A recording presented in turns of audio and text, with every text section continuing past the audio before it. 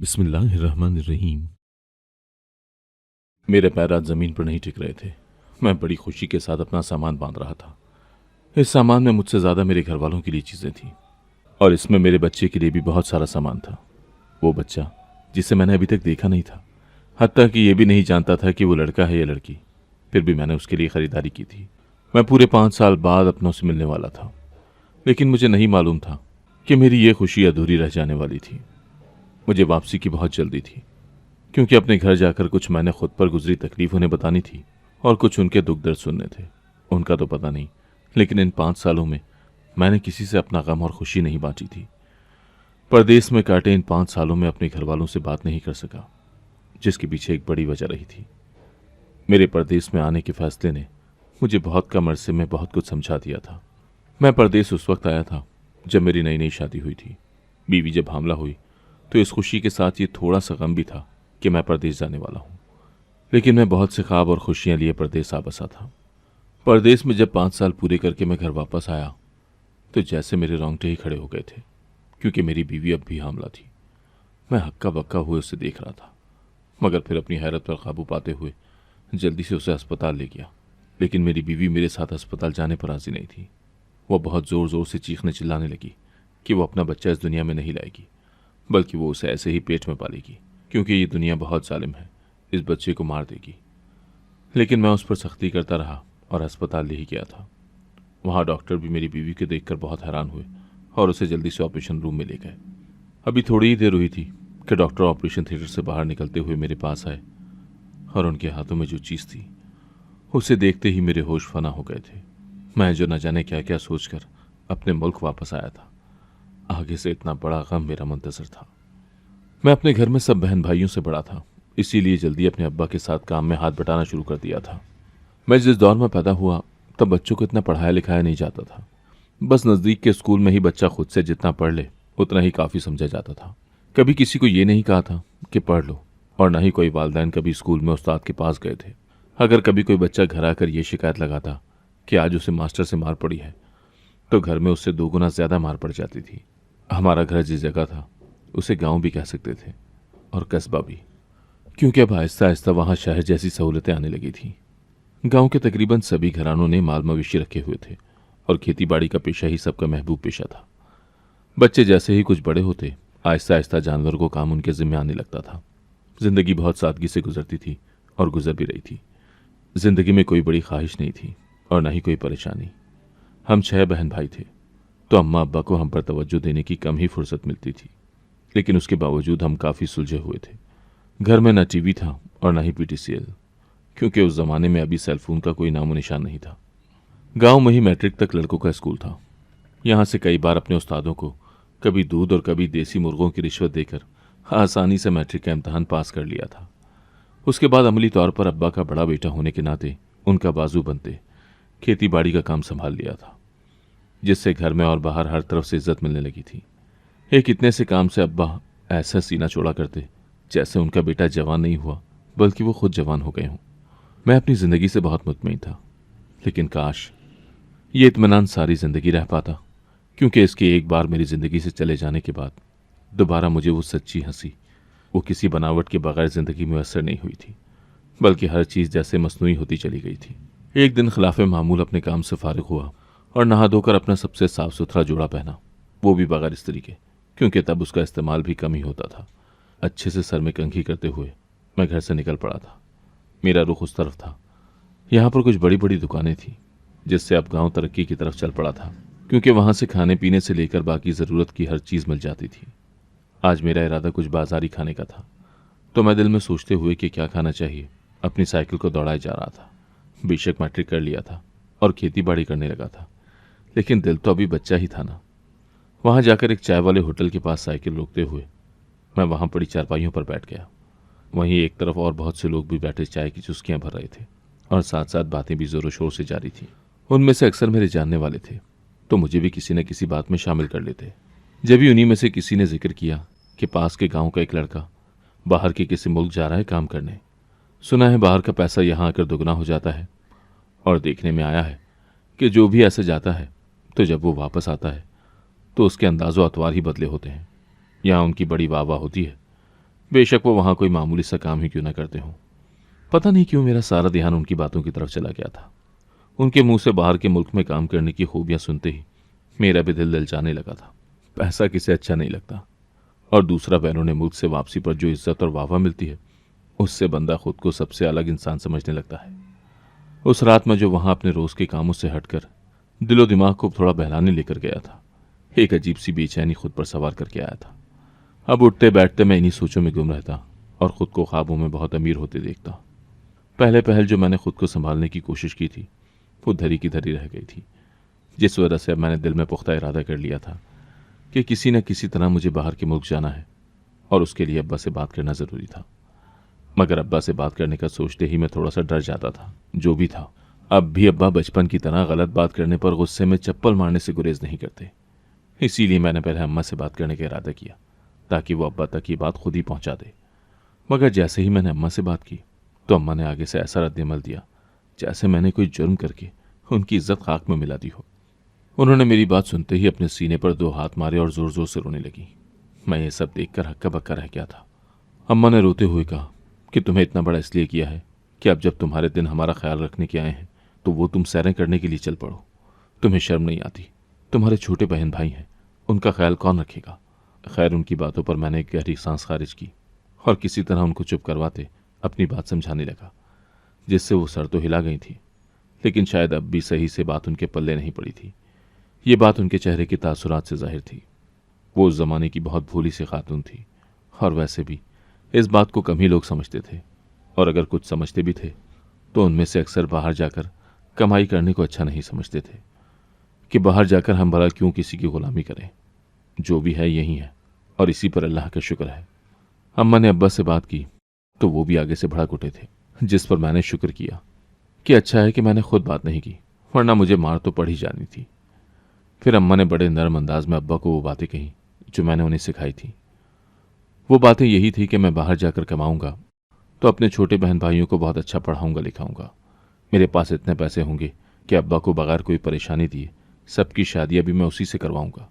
अम्मा अब्बा को जल्दी हज भी करवा दूंगा। आप सोचें, हमारी कितनी टोर होगी पूरे गांव में, सब आपको हाजी हाजी बुलाएंगे। ये ऐसी बातें थी कि अब्बा सुनते ही सोचने पर मजबूर हो गए। उन्होंने अपनी मूंछों को ताव दिया और बस हुनकारा भरते हुए वहां से उठ गए थे, जिसका यही मतलब था कि वो मान गए हैं। मगर जब पैसों के लिए मैंने उनके सामने ज़मीन बेचने की अर्जी रखी, तो वो तो जैसे वाकई में मुझे जान से मारने पर आ गए, क्योंकि उस वक्त लोग ज़मीन को अपनी माँ जैसा दर्जा देते थे, तो वो उसे कैसे बेच सकते थे। जैसे तैसे करके अब्बा ने ज़मीन तो नहीं बेची, लेकिन हाँ, ज़मीन गिरवी रखवा कर पैसे मुझे दे दिए। बाकी तमाम मरहले मेरे लिए इससे भी ज़्यादा मुश्किल थे, क्योंकि हम तो कभी दूसरे शहर तक नहीं गए थे। ये तो फिर दूसरे मुल्क जाने की बात थी। बहुत कोशिशें की, लेकिन कोई काम नहीं बन सका, जिसकी वजह से मायूस होते दोबारा इस फैसले से हटने का इरादा किया।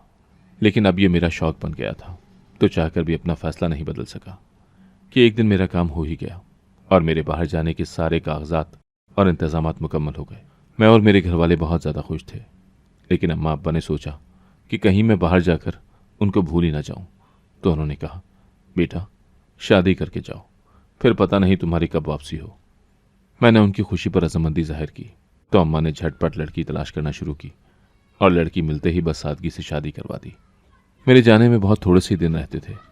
इन दिनों में मैं अपनी बीवी को बहुत ही कम जान पाया था, क्योंकि उस दौर में आपकी तरह मियाँ बीवी जल्द एक दूसरे से घुल मिल नहीं पाते थे। मगर जितना भी उसे समझा था, उससे वो मुझे अपने लिए और अपने घर वालों के लिए बेहतर ही लगी थी। सब बड़ों और घर में मौजूद छोटे बहन भाइयों को बहुत लिहाज किया जाता था। जाने से पहले मुझे एक खुशखबरी मिली कि मेरी बीवी माँ बनने वाली थी, जिससे मैं जो अब सबको छोड़ने पर थोड़ा सा उदास था, कुछ देर के लिए सब कुछ भूल गया। अम्मा भी अपनी पसंद की बहू लाकर बहुत खुश थी, उसके खूब नाज नखरे उठा रही थी। जिस दिन मैं गया, उस दिन बस मेरी बीवी इतनी ही देर के लिए मेरे पास आई कि मैं बस उसे अल्लाह हाफिज ही कह सका। वो भी मेरे जाने से मुझे कुछ उदास लग रही थी, बल्कि सभी बहुत ज़्यादा उदास थे, और अम्मा तो बाकायदा मुझे साथ लगाए रो रही थी। मेरे दिल में जहाँ एक तरफ तो अपनी ख्वाहिश पूरी होने पर बहुत ज़्यादा खुशी थी, वहीं घर से इतनी दूर परदेश जाकर रहने का बहुत ज़्यादा डर भी था। मैं जा तो रहा था, लेकिन वहाँ रिहाइश और काम के बारे में कुछ भी नहीं जानता था, और ना ही मैं वहाँ की ज़बान और किसी किस्म के कानून को जानता था। लेकिन दिल में बहुत सी उम्मीदें और कुछ करने का जज्बा था, जिसके बलबूते पर मैं जैसे तैसे करके दियारे गैर में आ बसा था। यहाँ आकर मुझे सही मायनों में ज़िंदगी की मुश्किलात का पता चला था, लेकिन मैंने हिम्मत नहीं हारी थी और जो भी काम मिला मैंने उसे गनीमत जानते हुए करना शुरू कर दिया था। यहाँ आकर मैंने बस एक बार पाकिस्तान फ़ोन किया था, वो भी बस अपनी खैरियत की इत्तला दी थी। किसी घर वाले से बात नहीं हो सकी थी, जिसकी वजह ये थी कि घर में तो कोई फ़ोन या पीटीसीएल नहीं था। तो मैंने घर से काफ़ी दूर एक दुकान पर फ़ोन करके अपने पहुंच जाने का बता दिया था। वो दुकान वाला मुझे अच्छे से जानता था, इसीलिए मुझे यकीन था कि वो मेरा पैगाम मेरे घर वालों तक पहुंचा देगा। उसके बाद मैंने कई बार कोशिश की, लेकिन फिर पाकिस्तान राब्ता नहीं हो सका और कुछ मैं भी काम की तरफ तवज्जो दे रहा था। अभी नया नया इस मुल्क में था तो काम को लेकर बहुत पुरजोश था। कुछ दिल में ये भी था कि जल्द अज जल्द इतने पैसे कर लूं जिससे अब्बा की ज़मीन दोबारा हमें मिल जाए। अब्बा की गिरवी रखी ज़मीन हासिल करने के बाद ही जो पैसा मैं कमाता वो मेरी असल कमाई होनी थी, जिससे मैंने वो सारे ख्वाब पूरे करने थे जो मैं अपने घर वालों को दिखा कर आया था। लेकिन इससे पहले ही कुछ ऐसा हो गया कि मेरे सारे ख्वाब धरे के धरे रह गए। मेरी जान मुश्किल में आ गई थी और इस मुश्किल में इतना वक्त गुजर गया कि मुझे ये भी नहीं पता चल सका कि मेरी बीवी का बच्चा कब पैदा हुआ, लड़की हुई या फिर लड़का। मैं अपने सब घर वालों से तो दूर था ही, अब जो उनके साथ मामूली से राब्ते का जरिया था वो भी ख़त्म हो चुका था। मुझे जो बहुत पैसे कमाने थे ताकि ज़्यादा नहीं तो अब्बा का कर्ज ही उतार सकूं, जो मुझे उन्होंने इस मुल्क में भेजने के लिए एक किस्म का दिया था, वो भी नहीं हो सका था। इस मुल्क में कोई भी मुझे जानने वाला नहीं था और ना ही मुझे अपनी ज़बान का कोई अभी तक यहाँ मिला था। जो छोटे छोटे काम मिले थे और जिससे मुझे कुछ उम्मीद बंधी थी वो भी टूट गई थी। इस मुल्क के कानून और उसूलों को मैं समझ नहीं सका था और ना ही मैंने जानना ज़रूरी समझा था। मैं एक छोटे से गांव का लड़का था, मुझ में कोई तेज़ी तरारी नहीं थी और मैं बहुत सीधा सा था। मैं दूसरों को भी अपने जैसा ही समझता था और यही बात मेरी सबसे बड़ी भूल साबित हो गई थी। मैं यहाँ एक मकामी शख्स के साथ कमरा बांट रहा था क्योंकि इससे मुझे कम पैसे खर्च करने पड़े थे। वह मकामी शख्स किसी गैरकानूनी काम में मुलविस था जिसके बारे में मुझे इल्म नहीं था। वैसे भी मेरी और उसकी ज़बान से नाबल्द था, इसीलिए कभी उसकी तरफ तवज्जो नहीं दी और अपने काम से काम रखता। लेकिन एक दिन जब मैं जल्दी जल्दी काम पर जाने की तैयारी कर रहा था और साथ साथ ये भी सोच रहा था कि मुझे आज घर वालों से लाजमी बात करनी है, यहाँ आकर बस एक दफ़ा ही घर बात हुई है, वो भी बस अम्मा और अब्बा से, जिससे बस मैं उनको अपनी खैर खैरियत और काम के बारे में ही बता सका था। लेकिन अपनी बीवी और होने वाले बच्चे के बारे में कोई बात नहीं हुई थी। मेरी अभी यही कोशिश थी कि किसी भी किस्म की कोई फजूल खर्ची ना करूं, इसीलिए फ़ोन भी नहीं करता था क्योंकि उसके भी मुझे यहाँ और अब्बा को वहाँ पैसे देने पड़ते थे। लेकिन इससे पहले कि मैं अपने काम पर जाने के लिए निकलता, उस वक्त वहाँ की पुलिस आ गई और मुझे पकड़ कर ले गई। मैंने लाख उनसे अपनी गलती पूछने की कोशिश की, लेकिन उन्हें मेरी कोई बात समझ नहीं आई और वो मुझे पकड़ कर ले गए। उस वक्त मेरे कमरे वाला साथी भी वहाँ नहीं था कि वही मेरी कोई मदद कर देता। पुलिस को देखकर तो पाकिस्तान में ही जान जाती थी और अब तो था भी किसी गैर मुल्क में, तो मुझे लग रहा था कि अभी मेरी जान निकल जाएगी। लेकिन मैंने खुद को हिम्मत देते हुए सोचा कि मैंने कौन सा कोई गलत काम किया है, इसीलिए जैसे ही उन पुलिस वालों को पता चलेगा तो वो मुझे छोड़ देंगे। मुझे यहाँ आए हुए 6 माह हो गए थे, जिसकी वजह से कुछ उनके बोले जाने वाले अल्फाज और कुछ उनके चेहरे के तासुरात से मैं कुछ न कुछ समझ जाता था। उन्होंने मुझे जेल में ले जाकर बंद कर दिया और फिर मेरे लाख सफाइयाँ देने के बावजूद वो मुझे छोड़ने के लिए तैयार नहीं थे। वो मुझे मेरे कमरे वाले साथी शख्स की गलती में ले आए थे। उसके बाद जो मैंने सोचा था कि मैं जल्दी यहाँ से निकल जाऊँगा, लेकिन ऐसा नहीं हो सका और मैं अपनी नाकर्दा गलती की सज़ा भुगतने लगा। अपनी सज़ा की वजह से मैं अपने मुल्क किसी से राब्ता भी नहीं कर सका, जिसकी वजह से दिनों रात मेरे रोते हुए गुजरने लगे थे। मुझे यहाँ आने का अपना फ़ैसला गलत लगने लगा। मैं अब बहुत ज़्यादा पछता रहा था कि अपनी वजह से खुद तो मुश्किल में आया ही, साथ ही अपने घर वालों को भी कड़ी मुश्किल में डाल दिया था। एक तो उन्हें अपनी खैर खैरियत की इत्तला नहीं दे सकता था और दूसरा उनकी रोज़ी रोटी का जरिया भी उनसे छिन चुका था। जेल में रहते मुझे पहला 1 साल गुजरा और इसी तरह 2 साल गुजर गए।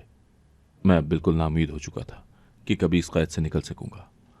बस हर वक्त अपने घर वालों को याद करते गुजार देता, साथ ही अपनी बीवी का ख्याल भी आ जाता तो सोचने लगता कि मेरा बच्चा इस दुनिया में आ गया होगा और अब उतना हो गया होगा। मैं अक्सर सोचता कि मैं कितना बदनसीब बाप हूँ जो अपने बच्चे की खुशी भी नहीं देख सका और मेरी बेचारी बीवी मेरे होते हुए एक बेवा जैसी जिंदगी गुजार रही होगी। पता नहीं वो मेरे इस तरह राब्ता ख़त्म करने पर क्या सोचती होगी कि मैं मर गया हूँ या फिर इस मुल्क की रंगीनियों में खो गया हूँ। दोनों बातें ही मेरे लिए अजियतनाक थी। मैं जैसे वक्त के साथ साथ मरने के करीब था कि एक दिन मुझे रिहाई की नवीद सुना दी गई और मैं जैसे फिर से जी उठा। लेकिन मैं जो सोचे हुए था कि यहाँ से निकलते ही अपने मुल्क वापस चला जाऊंगा। मैं नहीं जा सका था, क्योंकि एक तो मेरा भी वीज़े का वक्त रहता था, और दूसरा ये सोच जाने नहीं दे रही थी कि आखिर किस मुंह से घर वालों के पास जाऊंगा, कि मैं तो उनको इतने ऊंचे ख्वाब दिखाकर आया था, जबकि मैं तो उनको उनका दिया हुआ पैसा भी नहीं लौटा सका और खाली हाथ वापस आ गया। इस सोच ने मेरे कदम जकड़ लिए और मैंने दोबारा से अपनी किस्मत को आजमाने का सोचा और दिन रात एक करके मेहनत शुरू कर दी। इस दौरान मैंने घर वालों से राब्ते की कोशिश की, लेकिन शायद वो पीटीसीएल नंबर बंद हो चुका था। इसके अलावा मेरे पास कोई तरीका नहीं था उनसे राब्ते का, और अगर कोई था भी तो मेरे इल्म में नहीं था, जिसकी वजह से मैंने अपने दिल पर पत्थर बांधे और ख़ुद को मजबूत कर लिया था और अपना सारा ध्यान कुछ बनने पर लगा दिया था। मैंने खुद को काम करने वाली मशीन ही बना डाला था। बाकी हर बात, हर जज्बात को मैंने फरामोश कर डाला था। इस तरह मुझे वक्त गुजरने का पता ही नहीं चला था, क्योंकि मैंने बहुत ही कम फुर्सत के लम्हात अपनी ज़िंदगी में आने दिए थे।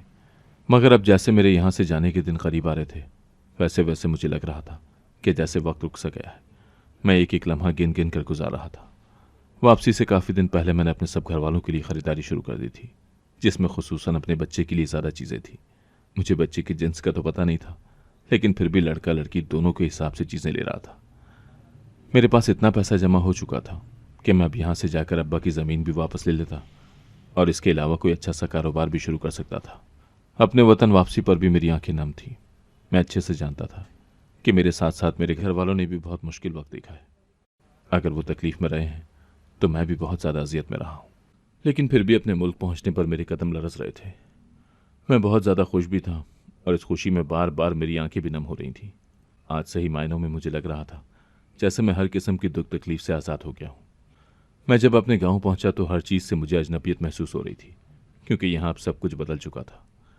गांव अब तकरीबन शहर जैसा ही बन गया था। कच्चे पक्के घर अब पक्के घरों में तब्दील हो गए थे।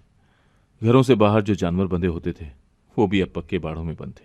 मैं हैरानगी से हर तरफ देखता, अपने घर की तरफ गामजन था, लेकिन अपने घर को देखते ही जैसे लड़खड़ा सा गया था, क्योंकि अब यहाँ सिर्फ मेरा ही घर वैसा था जैसा बिल्कुल मैं छोड़ कर गया था, जिसकी वजह से उसकी खस्ता हाली दूर ही से नजर आ रही थी। घर को देखते ही मुझे अपने घर वालों की मुश्किलात का अंदाज़ा होने लगा था। मैंने डगमगाते कदमों से घर के अंदर कदम रखा तो हर तरफ खामोशी छाई हुई थी। घर में शायद कोई भी नहीं था। सब कमरों के दरवाजे भी बंद थे सिवाय एक कमरे के। मैं उसी तरफ बढ़ गया। उस कमरे में मेरी बीवी मौजूद थी। उसे देखते ही जहाँ एक तरफ मैं खुश हुआ, वहीं उसकी हालत देखकर मेरी आंखें खुली की खुली रह गई थी, क्योंकि उसकी हालत से लग रहा था कि वो हामला है। मेरे दिमाग में बहुत से वसवसे पैदा होने लगे। किसी और की तरफ मेरा ख्याल ही नहीं किया। मैंने थोड़ा गुस्से से उससे अपने बच्चे के बारे में पूछा तो वो कहने लगी कि आपका बच्चा यही मेरी पेट में है, जिस पर मैं हैरानगी का शिकार होता, बाकी सब कुछ फरामोश करता, उसे हॉस्पिटल ले जाने लगा। लेकिन मेरी बीवी चीखने चिल्लाने लगी कि वो कहीं नहीं जाएगी, वो अपना बच्चा ऐसे ही पालेगी, क्योंकि ये दुनिया बहुत जालिम है, इस बच्चे को मार देगी।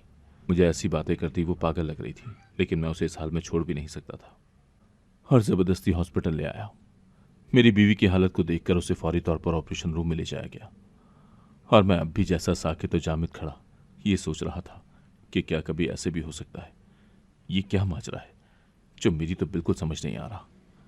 मेरी बेचैनी बढ़ती जा रही थी। कुछ देर हुई थी, ऑपरेशन रूम से एक डॉक्टर निकला तो उसके हाथों की तरफ हैरानगी से देखते मैं भी उसकी तरफ बढ़ा था, और वो चीज़ उन्होंने मुझे पकड़ाते हुए कहा, आपकी बीवी हामला नहीं है, बल्कि वो ये छोटा सा तकिया अपने पेट के साथ बांधे सबको बेवकूफ़ बना रही है, या फिर उसका जहनी तवाज़ुन ठीक नहीं है, जिसकी वजह से वो ये हरकतें कर रही है। ये सब सुनकर मेरे दुख में इजाफा होने लगा था कि पता नहीं मेरे पीछे मेरी बीवी को क्या क्या मुश्किलात का सामना करना पड़ा था कि वो इस हालत को पहुंच गई थी। मैं खामोशी से अपनी बीवी को घर ले आया था, मगर उससे कुछ पूछा नहीं था, क्योंकि उसकी हालत ऐसी नहीं थी कि वो मुझे कुछ भी बता पाती। दूसरा, उसकी दिमागी हालत की वजह से मुझे अब उसकी किसी बात पर यकीन नहीं आना था। जब सब घर वाले वापस आए तो मुझे देखकर बहुत हैरान हुए और साथ नाराज़ भी होने लगे। कोई मुझसे मिलने को तैयार नहीं था, बस एक अम्मा ही थी जो मुझे खुद से लगा कर खड़ी थी। मैंने बड़ी मुश्किल से उनको अपने हालात बताते राज़ी किया था, जिस पर सब रोते हुए मुझसे मिलने लगे। मेरे दिल में यह था कि बस जल्दी से अपने पीछे गुजरे हालात को जान लूँ, ताकि मेरी बीवी की इस हालत की वजह पता चल सके। और वो वजह भी जल्द ही मेरे सामने आ गई कि किस वजह से मेरी बीवी का बच्चा पेट में ही मर गया था। मेरे लापता होने की वजह से सभी उसे मनहूस कहने लगे थे, जिसकी वजह से मेरे घर वालों का सलूक भी उसके साथ कुछ अच्छा नहीं रहा था। सबकी बातें सुनते सुनते वो थकने लगी थी। एक दिन बेख्याली में चलते हुए गिर पड़ी, जिसकी वजह से उसके दिमाग पर चोट आई और बच्चा भी उसके पेट में ही मर गया। लेकिन वो इस हकीकत को कबूल नहीं कर पाई और अपने पागलपन में खुद को पहले वाली कैफियत में लाने के लिए अपने पेट पर तकिया बांधने लगी थी। ये सब सुनते ही मैं बहुत अफसरदा हो गया था, लेकिन ये अफसरदगी कुछ पल की ही थी, क्योंकि अब मुझे एक नई जिंदगी शुरू करनी थी। मुझे उम्मीद थी कि मैं अपनी बीवी को जल्द ही पहले की तरह सेहतियाब कर लूंगा और उसके साथ साथ अपने सब अधूरे सपनों को पूरा करना था। मैंने चारों तरफ देखा, यहां मेरे सब अपने खुशखबरियों में मसरूफ थे। एक दूसरे से दुख सुख कहकर सभी गुजरे वक्त को भूलकर अच्छे वक्त के आने की खुशी में थे। अगर आपको आज की कहानी पसंद आई है तो वीडियो को जरूर लाइक कीजिएगा और अपने दोस्तों के साथ भी शेयर कीजिएगा। और हाँ, अगर आपने अभी तक हमारा चैनल सब्सक्राइब नहीं किया तो जरूर सब्सक्राइब करें। मिलते हैं कल एक नई और दिलचस्प कहानी के साथ। अल्लाह हाफिज।